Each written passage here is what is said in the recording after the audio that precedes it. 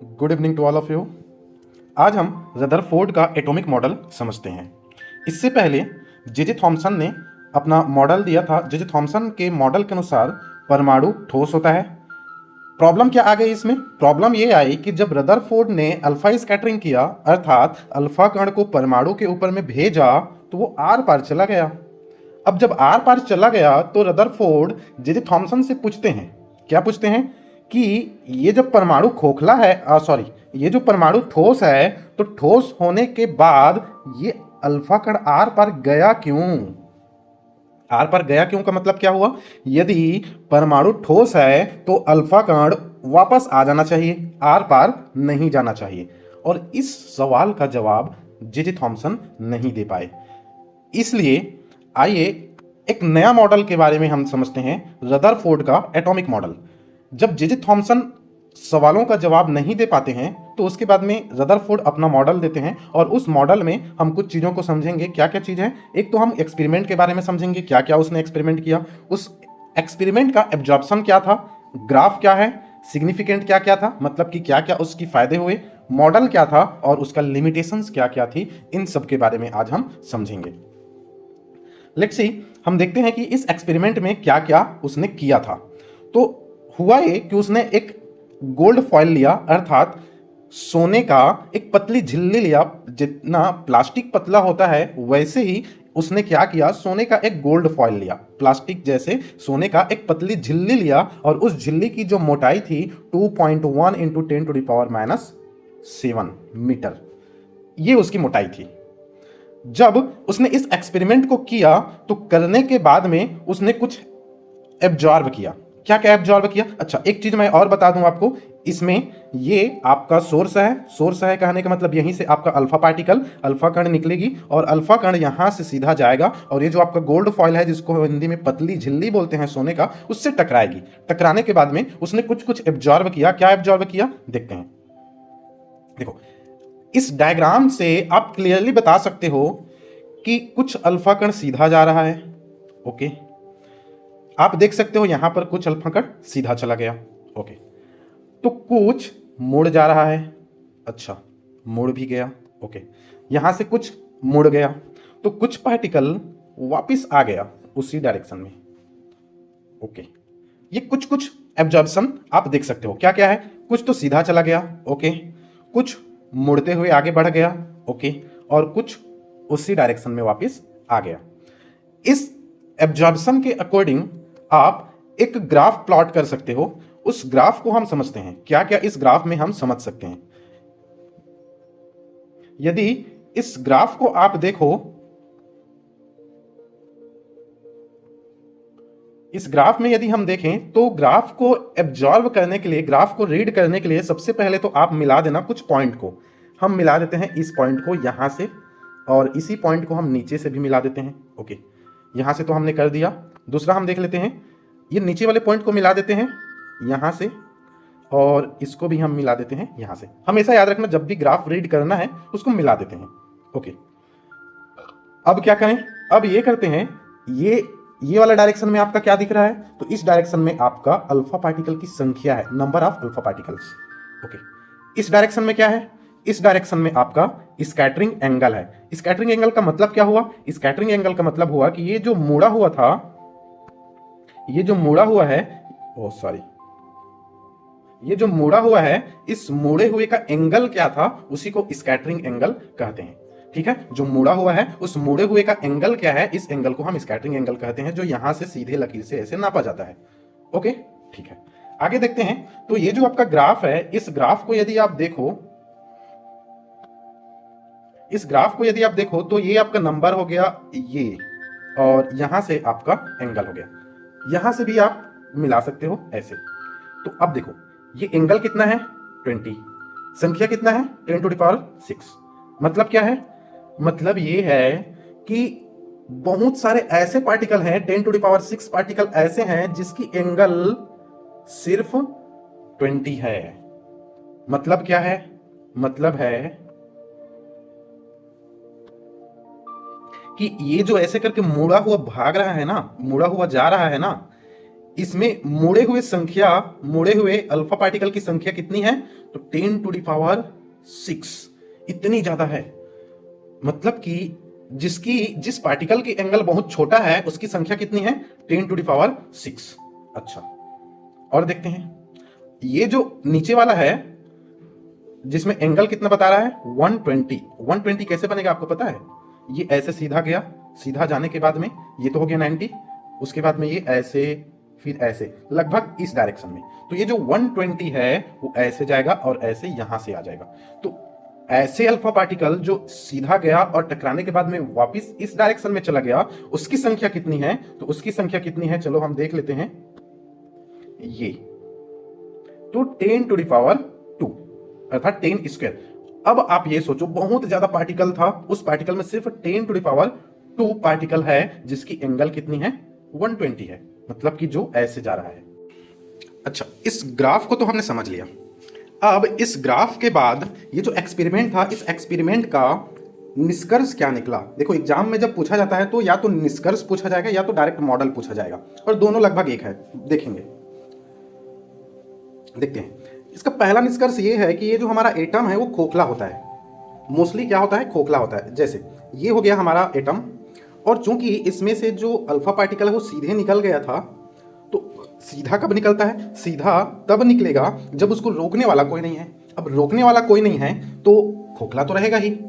अच्छा, क्या आपने गौर किया कि उस समय 10⁻7 अल्फा पार्टिकल बाहर निकल गया था? और 10⁻7 अल्फा पार्टिकल मतलब कितना है पता है आपको? बहुत ही ज्यादा। अच्छा, तो ये जो एटम है वो अधिकांश क्या होता है? खोखला होता है। ये हमारा फर्स्ट पॉइंट है। अच्छा, अगला पॉइंट क्या है? अगला पॉइंट ये है कि कोई भी एटम का जो प्लस चार्ज होता है वो सेंटर पे होता है। ठीक है, कोई भी एटम का प्लस चार्ज और उस एटम का द्रव्यमान कहां पे होगा? सेंटर पे होगा। जैसे ये आपका सेंटर है। ठीक है, 2 पॉइंट हम देख लिया। क्या क्या? फर्स्ट, नाभिक सेंटर पे होगा। सॉरी, फर्स्ट, आपका जो परमाणु है वो खोखला होता है। दूसरा, ये जो परमाणु का नाभिक है और परमाणु का द्रव्यमान है वो सेंटर पे होगा। ठीक है, अगला नेक्स्ट थर्ड पॉइंट है। थर्ड पॉइंट कहता है कि नाभिक के चारों ओर इलेक्ट्रॉन का बादल होता है। नाभिक के चारों ओर इलेक्ट्रॉन का बादल होता है, और ये जो इलेक्ट्रॉन है इसकी संख्या ठीक उतना ही होती है जितना नाभिक का चार्ज है। मतलब नाभिक में यदि +2 है तो इलेक्ट्रॉन की संख्या भी कितनी होगी? 2। अच्छा, यदि इस नाभिक में चार्ज कितना है? +1 है, तो इलेक्ट्रॉन की संख्या कितनी होगी? 1। यदि नाभिक में चार्ज +3 है तो इलेक्ट्रॉन की संख्या 3। यदि नाभिक में चार्ज कितना है? +7 है, तो इलेक्ट्रॉन की संख्या 7 होगी। अच्छा, यही है हमारा थर्ड पॉइंट। ओके, चलो मॉडल क्या कहता है? मॉडल के बारे में देख लेते हैं। ये जो रदरफोर्ड है, इस रदरफोर्ड का मॉडल कहता है कि अच्छा, ये जो मॉडल है ना और जो हमने निष्कर्ष निकाला है वो लगभग समान है। ठीक है, ये देखो, ये आपका मॉडल हो गया, और इसका फर्स्ट पॉइंट को हम देख लेते हैं, और वो लगभग सेम है जो हम पहले भी पढ़ चुके हैं। एक दो थोड़ा सा फर्क है। क्या है? फर्स्ट देखो, ये भी वही है कि परमाणु का जो समस्त धन आवेश और द्रव्यमान है वो एक छोटे से भाग में होता है, और वो छोटे से भाग कहाँ पर होता है? सेंटर पे होता है, जिसको हम न्यूक्लियस कहते हैं, नाभिक कहते हैं। ये आपका परमाणु है और इसका धन आवेश कहाँ पे होगा? एक छोटे से भाग में होगा, जिसको हम क्या कहते हैं? न्यूक्लियस। ओके, ये जो न्यूक्लियस है, इस न्यूक्लियस का जो आकार है कितना है? 10⁻⁻15 मीटर। ओके, परमाणु का आकार 10⁻⁻10 मीटर। ठीक है, ये दोनों पॉइंट याद रखना, ये बहुत इंपॉर्टेंट पॉइंट है। एक न्यूक्लियस के बारे में है और दूसरा उसके आकार के बारे में। तो न्यूक्लियस का आकार कितना था? 10⁻⁻15 मीटर। पूरा परमाणु का आकार कितना है? 10⁻⁻10 मीटर। ओके, अब देखते हैं, ये जो नाभिक है, इस नाभिक के चारों ओर इलेक्ट्रॉन वितरित होता है, इलेक्ट्रॉन पाए जाते हैं। नाभिक के चारों ओर इलेक्ट्रॉन पाए जाते हैं। ठीक है, याद करो, ये दोनों पॉइंट क्या पुराना निष्कर्ष में ही था ना? ठीक वही है। अच्छा, इस इलेक्ट्रॉन की संख्या और नाभिक में आवेश की संख्या, जो पहले भी डिस्कस कर चुके हैं, इलेक्ट्रॉन की संख्या और नाभिक में आवेश की संख्या दोनों बराबर होती है। ये इस पॉइंट में हो गया। ठीक है, चलो एक बार और देख लेते हैं सरसरी तौर पर। पहला में क्या बोला? पहला में बोला कि नाभिक का द्रव्यमान और नाभिक का क्या क्या, हाँ, नाभिक का धन आवेश एक छोटे से भाग में होता है जिसको हम न्यूक्लियस या नाभिक कहते हैं। ठीक है। अच्छा, परमाणु का द्रव्यमान और परमाणु का धन आवेश कहाँ पे होता है? एक छोटे से भाग में होता है जिसको हम न्यूक्लियस कहते हैं। इस न्यूक्लियस का आकार 10⁻⁻15 मीटर होता है। पूरी परमाणु का आकार कितना होता है? 10⁻⁻10 मीटर। अच्छा, इस न्यूक्लियस के चारों ओर इलेक्ट्रॉन वितरित होते हैं और इलेक्ट्रॉन की संख्या उतना ही होती है जितना नाभिक में आवेश होती है। ओके, अगला पॉइंट जो हमारा है वो है कि ये जो आपका नाभिक है, ये जो परमाणु का नाभिक है, इस नाभिक के चारों ओर जो इलेक्ट्रॉन है वो इलेक्ट्रॉन घूमते रहते हैं।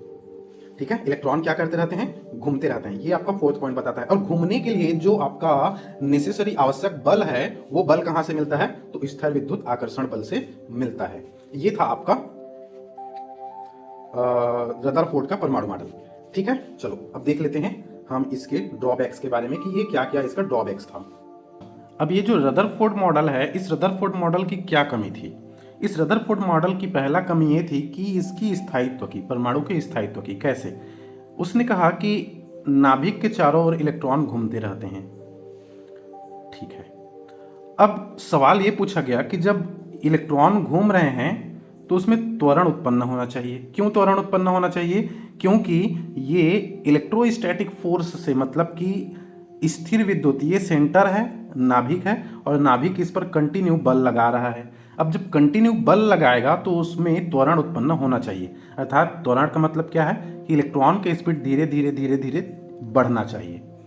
ओके, जब इलेक्ट्रॉन की स्पीड धीरे धीरे धीरे धीरे बढ़ेगा तो ये बाहर ऊर्जा निकालेगा, ऊर्जा का उत्सर्जन करेगा। जब ऊर्जा का उत्सर्जन करेगा तो धीरे धीरे थकेगा वो। तो जब थकेगा तो उसकी जो शेप है इलेक्ट्रॉन के घूमने की, जो त्रिज्या है, वो त्रिज्या धीरे धीरे कम होना चाहिए, और कम होते होते वो जाकर के नाभिक के अंदर में गिर जाना चाहिए। अब नाभिक के अंदर में गिर जाएगा मतलब इलेक्ट्रॉन खत्म हो जाएगा। अब इलेक्ट्रॉन खत्म हो जाएगा तो उसमें परमाणु की स्थायित्व की व्याख्या नहीं कर पाया, और इस चीज का रदरफोर्ड ने कोई जवाब नहीं दिया। अगला क्या समस्या थी देखते हैं। अगला समस्या थी स्पेक्ट्रम के बारे में। क्या? रदरफोर्ड के अनुसार ये जो स्पेक्ट्रम है, ये स्पेक्ट्रम कैसे होना चाहिए? कंटिन्यूअस स्पेक्ट्रम होना चाहिए। क्यों कंटिन्यूअस स्पेक्ट्रम होना चाहिए?